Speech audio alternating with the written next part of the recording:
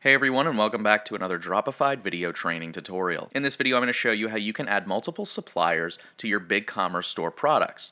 So why would you do this? Say you're selling t-shirts and the black t-shirt you're selling goes out of stock.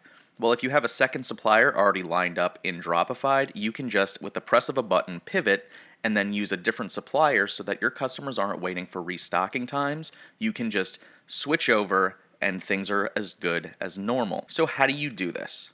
Well, once we log into Dropified, we can go down to our saved products. And from here we can go into our BigCommerce store. Mine is called Drop Test. And here let's use a product right here.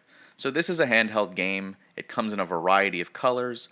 And say one of them goes out. We can go in and add a different supplier so that we can just have a backup in case one of these sells out. So if we want to do this, we can go into the Connections tab at the top right here. And right now you can see that our supplier is the eSmarter store. So if we want to add another supplier, we press this button right here that says Add Supplier. And here you're going to need a supplier product link. So I've already gone in and searched, and I found the same product from a different supplier. This one is OD3C Store. So I'm going to click on this. And then instead of using the Chrome extension to add this product to your store, what we're going to do is we're just going to copy and paste this very long URL and paste it into the Supplier Product Link tab. Alright, and as you can see, this automatically populated with OD3C Store, and we even have a link to the store. So we press Save. And by default, this will add this new store as the main default supplier, but if we want to change it back, all you have to do is press Make Default to the first one. So now that we've set up a separate supplier, we need to make sure that our supplier now has its variants mapped to the same variants as the other one. So what we need to go and do is we need to go into variance mapping right here.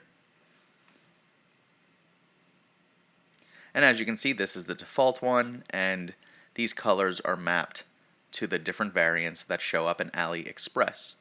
But here we need to go into our other store, which in this case is the OD3C. And you're going to see that almost none of these are mapped to the new colors. So what we need to do is we need to go in and then map these to the correct colors. So red to red, blue to blue, blue to other blue, black, yellow,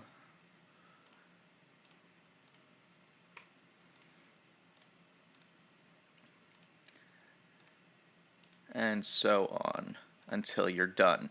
So then just press Save, and now we've saved these variants to Dropified. So if we go into Advanced Mapping, we can actually go in and change these variants to different suppliers. So here you can see that the A color, which is the yellow one, is shipping from eSmarter Store. But say eSmarter Store runs out of stock, we can just go to OD3C, and we've already mapped the variant so that if eSmarter goes out, we've got OD3C ready in the reserves, and we can just press Save. So now you're not missing a beat when your supplier runs out of stock. And what's cool is we even offer different shipping methods for each of the variants. So if you want to, you can change. Some of them are going to be a little bit more flexible than others. See, you can ship this product in particular all over the place. And you can choose the shipping for each variant. And we press Save. And here you can see that you can set up different context shipping so that if this is shipping to the United States, the customer pays this for e-packet. Or if this is shipping to Canada, they're paying this. Or if they're going to here.